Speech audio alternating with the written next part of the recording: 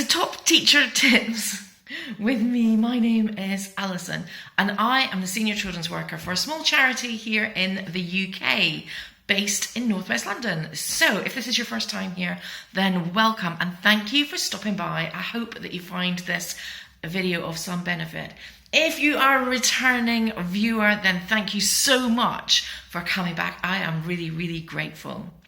Well, if you didn't know, this video is coming out on the 20th of February and it is still a lockdown situation here in the UK.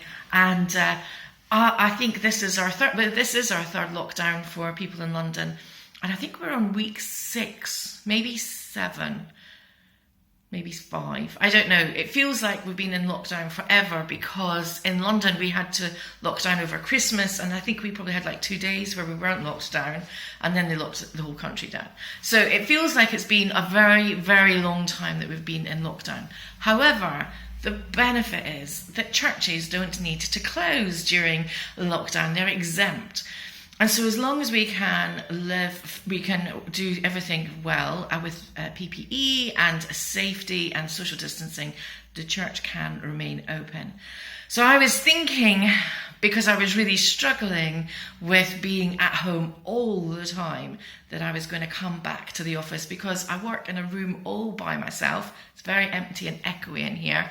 And I can use an entrance that nobody else uses, and I don't have to come in contact with people coming to and from work. So I've decided to come back to the office a couple of times a week just for my mental health more than anything else, because it has been 11 months that I've been at home working full-time from home, and it is beginning to get to me. So with that, I thought that my top teacher tip today would be about God's grace. And it just so happens that that is what we've been learning about this week at our Kids Club ministry as well. And so when I was preparing the lesson, I was just thinking about reflecting on what God's grace means to me. And I never really used to understand God's grace. So I would talk about it, and I knew that the Word of God said that God's grace is sufficient and that His grace will cover anything that I've done, and that I shouldn't worry about things because of His grace. And but yeah, I didn't fully understand that. It didn't make a huge amount of sense to me. But yeah, I would extend grace to people. And so if somebody came to me and said, oh, I'm really sorry, I can't serve this week because I've got a headache, or, oh, this has happened last minute. And I'd be like, that's fine. You sort that out. If you need to take time out to do that, that's great. But if it was me, I would be like, come on, pull yourself together. You've got to do this. Even if I was dying, I would be coming to serve, because God's grace was not for me, it was for everybody else. So an example of this was in 2017, I had a single mastectomy with immediate reconstruction. And how they do that is they take a portion of your stomach, and after they've done the mastectomy, they put the body tissue into your breast. And so I was cut open from hip to hip and stitched back together, and it was a 10-hour operation. I was in the theatre for 10 hours, and then recovery, and I was in hospital for 5 days. And I had drains, and I came home with drains, and my wound wouldn't heal. It was not healing at all, and so I had to have a special machine attached to me that I could carry around on a strap that was a vacuum, and it was to help heal my wound. And so most people, in fact, I think pretty much everybody, would be like, I'm too ill, I cannot come to our summer camp. But no, I was, suck it up, girl, you have to go. And I did ask the doctors if it would be okay, and they were like, well, you shouldn't really. But to me, that was, they didn't say no, they just said you shouldn't really. And so I went, and everybody was like, you're crazy, I can't believe you're doing this. And they were right, but at that time, I didn't fully understand what God's grace was. And His grace would have been to stay home and to rest and recover. And what I ended up doing was making my recovery 3 months longer than it really needed to be. So I think that as children's ministers, we can be really hard on ourselves. And especially in the last 12 months, it's been a pandemic and we've had to do things that we never expected to have to do. We never dreamt that we would be doing our Sunday school sessions or our kids ministry online and on Zoom. And you know, that is a tremendous job. I know a lot of teachers, and my heart goes out to them trying to engage children for 7 hours or 5 hours a day on Zoom. And here we are doing our kids ministry, and parents are like, my kids on the internet all the time, I don't want them coming to Sunday school. And it can feel really demoralizing. But God's grace is sufficient. And so this week we were actually talking about grace. And I know I bang on about this book all the time, but if you haven't tried these books, I highly recommend them. I will link them in the description below. But this is the book of Acts, and it's Peter and Paul's story. And it's like a handwritten version of the book of Acts. There's also Luke's story, which is the Gospel of Luke, and I loved that as well. We did that during the first lockdown, and our kids are really loving this.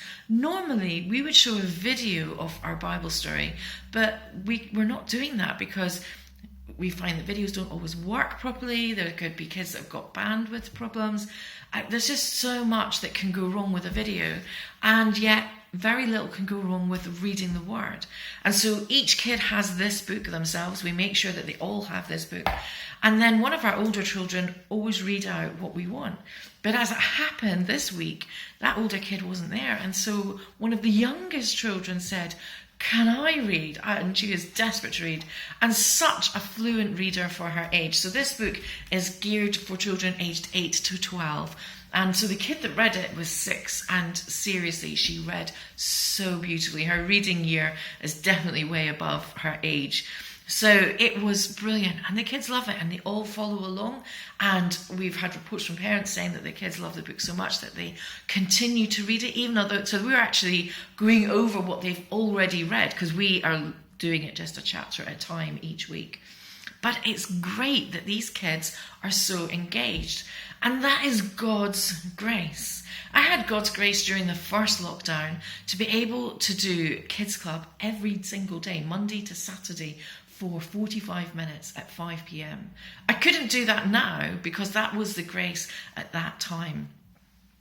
But now that we're 11 months into a pandemic, I know that God's grace is about doing what we can with the children.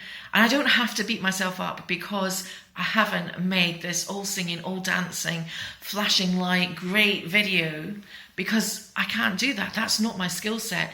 And nobody in my team has that skill set. But we're there consistently for the children, and I've spoken about consistency in my previous videos. And we do things that are sustainable. And so God's grace is amazing. And when I was reading this and preparing, I realized just how much God's grace is there for us. And so, you know, this week we had a craft where we were making origami rockets, paper rockets. And so the kids all had a square of paper, and we showed them step by step how to fold them. And so step 1 is you fold it in half to make a rectangle, open it out, fold it the other way to make a rectangle, open it back. Then you fold it diagonally, open it out, fold it diagonally the other direction. So you end up with 8 triangles like this. And then the next step is that you take these two where my fingers are and you bring them together and you push in the flaps so that you end up with 2 triangles. We spent all the time trying to get the children to do that one step, just that one step. Nobody made the rocket in the time that we had allotted. And I thought that I had chosen something really simple for them to make, but that was going to be good fun, and it was suitable for a boy, suitable for a girl. It was suitable for the 10 minutes. The video that I watched on YouTube on how to make it was only 3 minutes long. But yet we couldn't get past that one step. And I could feel myself beginning to think, what a failure you are. But I thank God that I was reminded that we're talking about grace this week. And I know that it's not that I've done them wrong. It's not that I'm a failure. It's not that it was a stupid idea. it's the circumstance that we find ourselves in. It was something that the children found tricky, and we couldn't physically be there to help them and to see, and they're having to watch a screen, and some kids are watching us on phones, and some kids are watching us on computers, and some kids are watching us on tablets, and it is difficult. So I wasn't a failure at all. It was just the circumstance, and God's grace is sufficient. God knows my heart. He knows that I didn't want to upset the kids with this, that they got so frustrated and couldn't do it. The good thing is that we have a catch-up video that we play the next day, so if they miss a session, they can catch up with what we were talking about, and they hear the lesson again. And so that's gone live today, and the kids there's a link to the video that I used to instructions on how to make it. So hopefully they'll be able to follow that. They can watch it as many times as they want, and they'll be able to follow it, and they'll get their instructions, and they'll make their rocket. So my household, that leads me to my household object lesson today. So we were talking about grace, and so my lesson prop this week is just a parcel wrapped up. Now, I would show you, but I'm balancing my phone on top of a pile of parcels. So basically just take an object or a box and wrap it up and make it look like a gift. Because grace is a gift. We can't earn the grace that God gives us. We can't demand God gives us his grace. And so I explained to the children in my lesson that I had a gift, and quite often we get gifts when it's our birthday. Maybe we get a gift for Christmas. Maybe we are fortunate and we get given a gift because we've done something really well, or that we've worked really hard, and or we got a gift because it was Valentine's Day. You know, there's lots of reasons why we get gifts, and all of them are because we've either done something good or we're celebrating something. But what if you got a gift when you did something bad? Have you ever had a gift when you've been naughty? And the kids were like, oh, no, I've never had a gift when I've been naughty. And so I shared an example of an accident that I'd had where I'd broken something, and yet my dad still took me to the cinema, even though I had done this and I thought I was going to be punished. The thing is, when we do something wrong, the consequence is punishment, and according to the Bible, the consequence is death. But with God's grace, when we go to him and tell him they're sorry, just like I did with my dad, I told him I broke his mug, his favourite mug. And I was really quite young, and I broke this mug, and I went to him straight away and apologised and said, I know that it was your favourite mug, and I'm so sorry, I didn't mean to do it. It was an accident. And my dad completely forgave me. He wasn't in the slightest, he was like, don't worry, we can get another mug. For him, it was no big deal, but for me, I thought it was a bigger deal than it was. And he took me to the cinema that day. And I mean, when I was a kid, like, the cinema was 20 miles away, and it was quite the thing. We very rarely went to the cinema. So for me, it was this stuck in my head all these years that although I'd done something bad, I had asked for forgiveness. I was given that forgiveness, and then I was given this gift. And it's the same with God's grace. When we ask Jesus to forgive us and we accept that forgiveness, then his grace is a gift of life. And so God's grace is a gift that we want to embrace and love and have. Now, I have been whittering on. I'm sorry, I'm in a talkative mood today.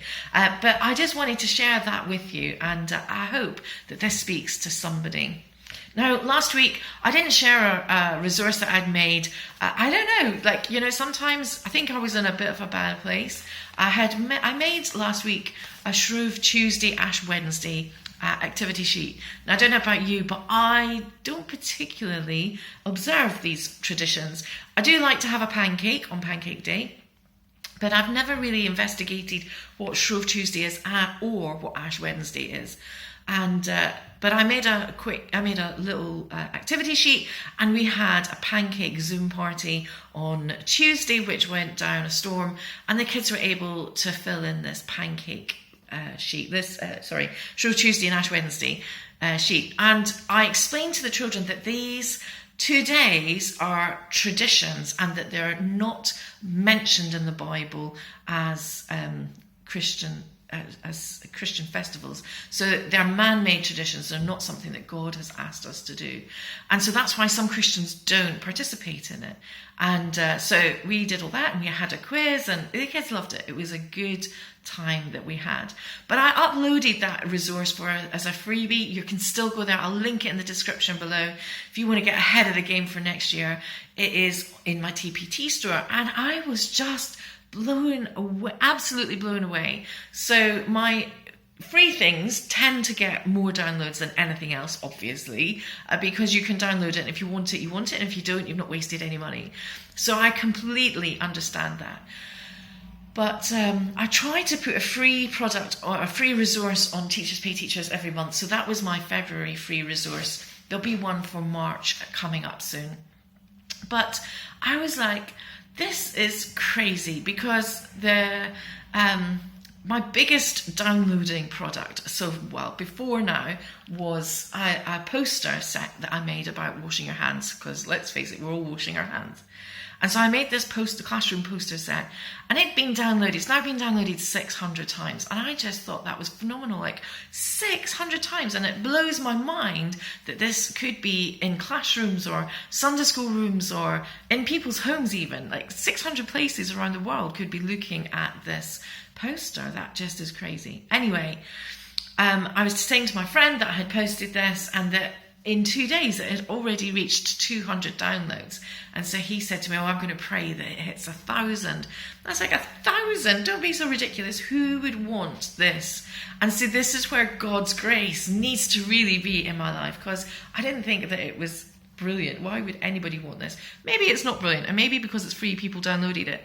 But it's currently been downloaded 1,300 times. And that just, I can't comprehend how that has happened. So I am thrilled to bits. And I got a few followers. So the point of this is, if you are interested in any of my resources, then do follow me on social media. So my Instagram is Quivers of Grace, and also on Teachers Pay Teachers, my store is Quivers of Grace as well. And if you follow me there, then you will be notified of every new resource that I post. And I try to post at least one a week. I'm trying to ramp up that so that I do more than one a week. I don't know about you, but I prepare 2 lessons a week. So Sunday school gets something, and my kids ministry gets a different lesson. So going on Sunday school this week, this term at Sunday school, we are doing the life of Jesus. And so this week we're looking at Martha and Mary from Luke 10. And so our lesson is all about making God number 1. And so I have a 4-page worksheet, like mini workbook for kids aged probably 7 to 11, and then the toddler one, which is 3 to 6, is only 2 pages. Well, it's actually 3, but it involves a cutting out page as well. So in here we've got some questions about the text that they'll read about Luke, from Luke. Then we've got a colouring in picture there of Martha, Mary and Jesus. In here we've got a jar, because our lesson, the visual part is filling a jar, thinking that we are full because of all the activities we do, but making space for God by putting him in first, and still then being able to get everything in. There's a nice big word search there as well. Then here, that's the wrong page. Sorry, I'm desperate to show that page for some reason. And then on this one, we've got the discussion at home, scriptures to read during the week as a family, and then questions to talk about what you've read as a family. Then we've got joy, because it's always good to talk about this when we're putting God first. So we've got Jesus first, others second, you last. And they can just colour this in. Then our memory verse here at the bottom. And then on the last page, we have a crossword, and then our prayer points. So who are we going to pray for this week, and what prayer requests do I have?